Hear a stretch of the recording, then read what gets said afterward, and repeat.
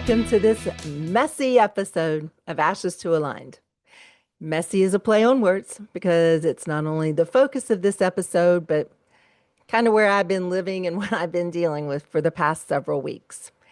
If you've been following along for a while, you might have noticed I missed a few weeks of posting new episodes. It's been 3 weeks to be exact. And I want to start by apologizing for that. My goal is to be consistent and to show up for you at least every other week at a bare minimum and eventually every week. That's why I didn't jump in and do the podcast all those years ago with Dusty. I didn't think that we could show up consistently, and that's really important to me. And I guess I could have pushed myself to record something. I could have hustled and crammed it in at like midnight and slapped some words on a page and recorded them to keep up appearances. But that would have been doing the exact opposite of what I teach. So I chose to practice what I teach, try really hard not to preach. And the lesson I've been living in real time these past few weeks happens to be one of my favorite things to coach on. It's a simple concept, doesn't take much to understand, but the impact it can have on our life is amazing. It comes straight out of Jack Canfield's Success Principles. It's principle number 28, clean up your messes and incompletes.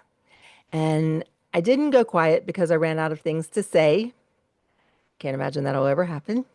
I went quiet because I had some really big unfinished stuff staring me in the face, demanding my attention. The first thing I had to deal with incomplete was 20 hours of continuing education for my day job. 20 hours. Has to be finished by the end of August or I lose my insurance license. And I don't ever want to have to take the big classes and all over again and pass those state exams. So I had to get 20 hours of continuing ed finished. And I hadn't even started. And I couldn't really put it off too much longer because I will be traveling the last week of August. So that week's out. And I really wanted to just knock it out so I could quit stressing over it. I remember my husband had to complete continuing education hours for his job, and he would put it off until the last 2 months. And then he'd be running all over Eastern North Carolina, taking classes in the evenings to get his hours in. Thankfully, it's all online now, but it's a lot. And I've been dreading it all year. So last week, every night after work, I came home, sat my butt in the chair, and knocked out a couple of hours at a time. It wasn't glamorous. It definitely was not fun. But by 9:45 on Friday night, I'd finished. And even though I was exhausted from a crazy week at work and working on that stuff every evening, the relief at having it finished was instant. And I am so glad to have that in my rearview mirror. And then there was one other mess. I've been avoiding this one for months, and that's my guest room. A dear friend of mine, one of my soul sisters, is coming to stay with me for a month. And my tiny little middle bedroom could have been cleaned up pretty quickly, but that room is super tiny. And I want my friend to have the regular bedroom at the end that's bigger. I want her to have room to spread out. She works from home, so I want her to have space to set up a desk if she wants. I want her to be comfortable. But that room was a nightmare. It was wall to wall stuff. Like I'm talking, open the door, take one look around, flip the light back off, and walk away levels of chaos. You know, when you have like a spare room in your house that ends up being an indoor, like an in-house storage unit? That was that room. But avoiding it wasn't making it a self-cleaning room. It was just sitting there, collecting all that stuff and weighing me down. So I rolled up my sleeves and I've spent the last 2 weekends working what feels like nonstop to get that room under control. I threw away junk. I donated the good stuff that just wasn't serving me any longer. And I recruited Gray's help and we hauled out the old uncomfortable bed and replaced it with a day bed that actually fits the room better and will give my friend a more comfortable place to sleep and it'll just make the space more peaceful. When I was done, it was like that room and I exhaled. And those are the types of things that Jack's talking about in this Success Principle 28, clean up your messes and incompletes. I know this is a little different than a typical episode of mine, but this is a really important principle and it's beneficial for everyone to learn this. But these messes and incompletes, irritations are especially impactful when we are deep in the chaos of loving someone struggling with addiction.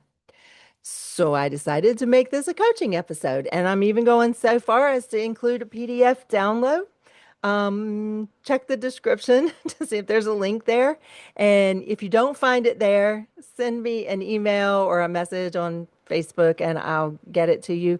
This is my first time trying to add a link. So in the description, so I don't really know where it'll be. But if you want it and you can't find it, send me a message and I will get it to you. So back to coaching. Jack says unfinished business, whether it's clutter in your house, projects you've been meaning to complete, or even that unresolved conversation, they all weigh on us. Every single incomplete takes up mental energy. He calls them attention units.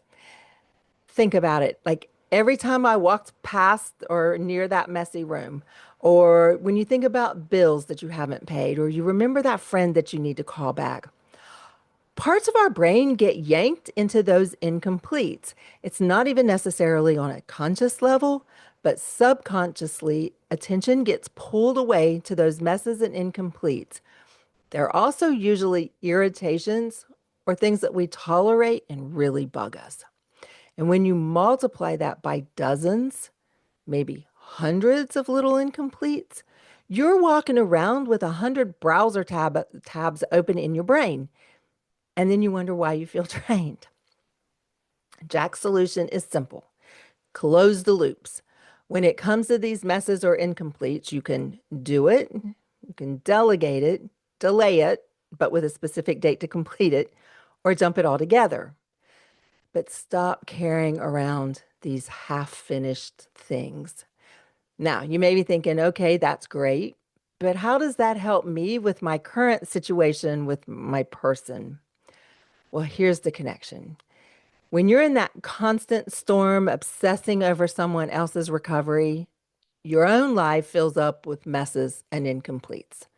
The laundry piles up, the dishes pile up in the sink, or like my house was all over the house.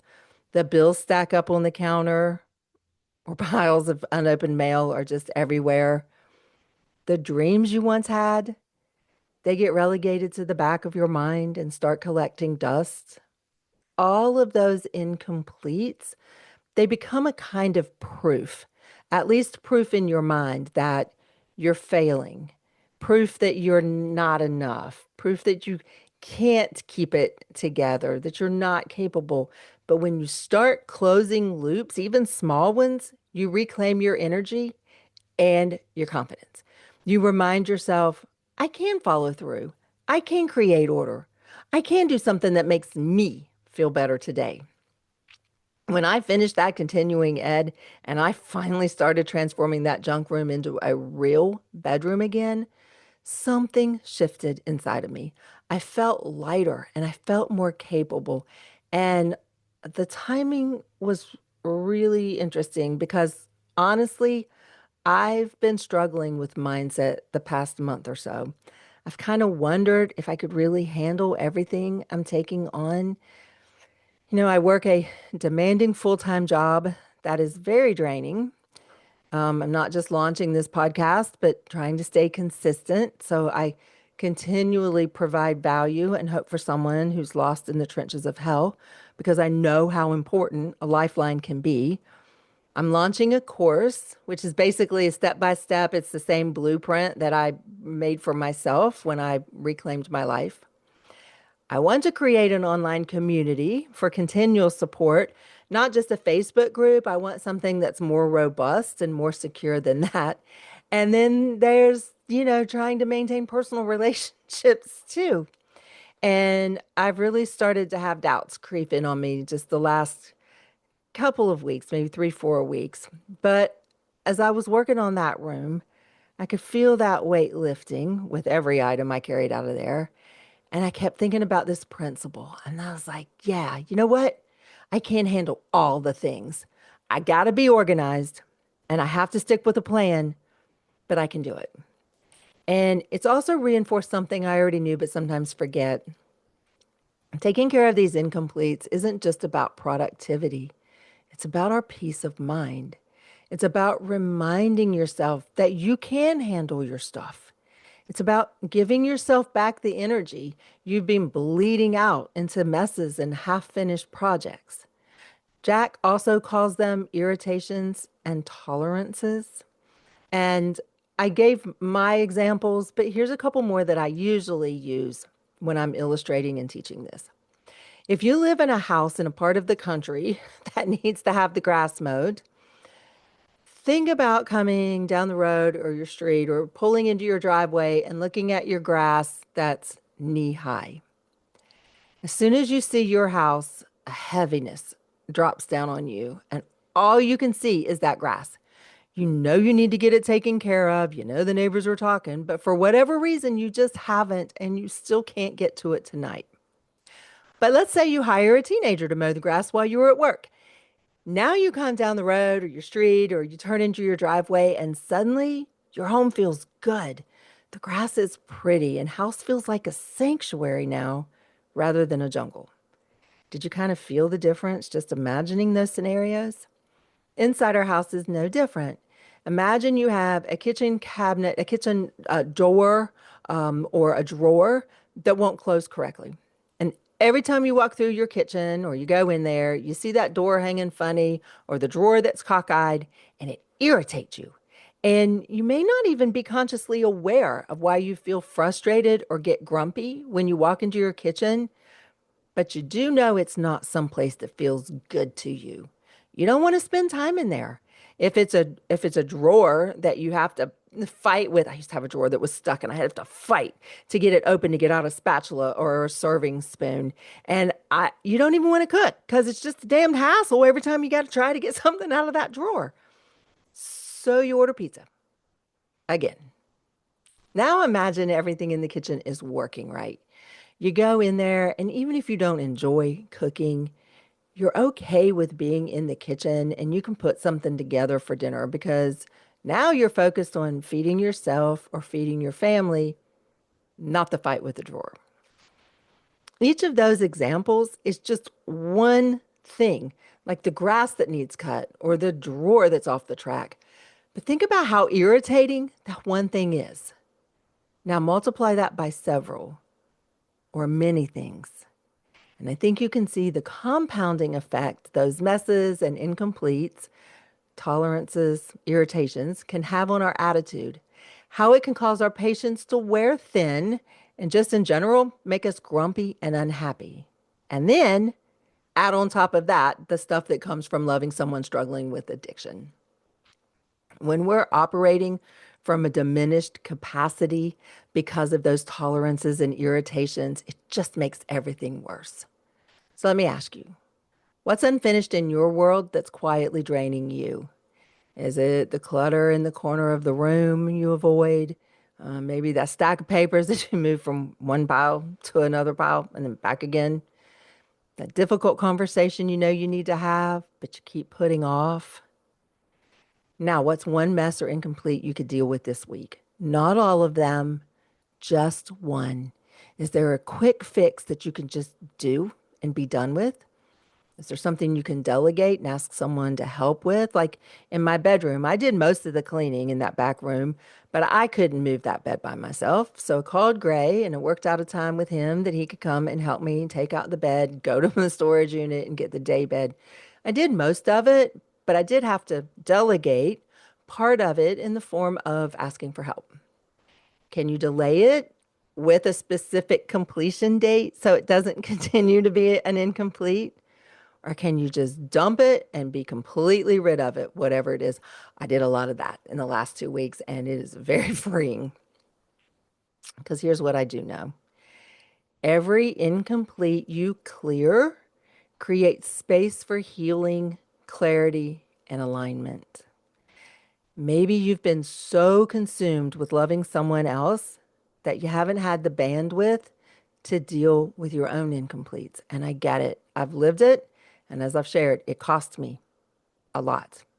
But healing doesn't start in the chaos. It starts with the little things you can control right here, right now. So try it. Pick one, clean it up, complete it, toss it, and feel what happens in your spirit. And if you want this 5-page PDF to help you organize the messes and incompletes, hopefully there's a link in the description. If you don't see it, if it's not there, send me a message. You can send me an email or reach out on social media and I'll get it sent to you. And if this resonated, take a moment to subscribe so you'll be the first to know when new episodes drop. We're building this path step by step, one closed loop at a time.